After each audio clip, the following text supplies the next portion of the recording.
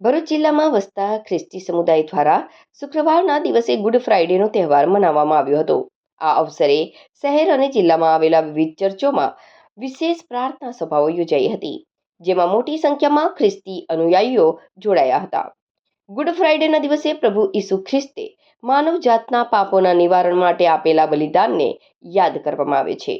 આ દિવસે ઈસુ ખ્રિસ્તે ક્રૂસ પર ચઢાવી યાતનાઓ આપીને તેમના બલિદાનની સ્મૃતિમાં ખ્રિસ્તી વિશ્વાસીઓ ઉપવાસ રાખી પ્રાર્થના અને ભક્તિમાં લીન રહેતા હોય છે.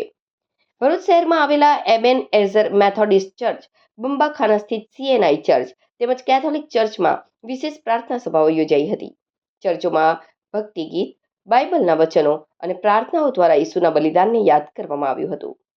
આ પ્રસંગે એબેન એઝર મેથોડિસ્ટ ચર્ચના પાલક દેવ જગદીશ ખ્રિસ્તીએ ઉપસ્થિત શ્રદ્ધાળુઓને સંબોધતા ઈસુ ખ્રિસ્તના બલિદાનનો સંદેશ આપ્યો હતો.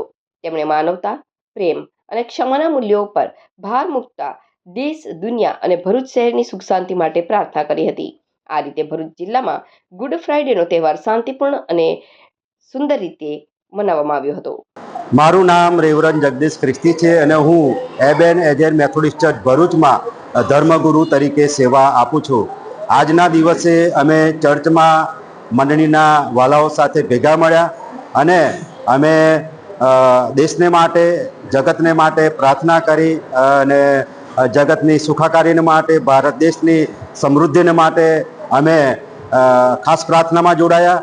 અને આજનો દિવસ એ ભલો શુક્રવાર છે કે આજના દિવસે પ્રભુ ઈસુ ખ્રિસ્તે સમસ્ત માનવ જાતને માટે પોતાનું બલિદાન આપ્યું અને એમના બલિદાનમાં બધાનો ઉદ્ધાર છે, બધાનો મોક્ષ છે અને જે કોઈ વિશ્વાસ કરે છે તેને મોક્ષ મળે છે.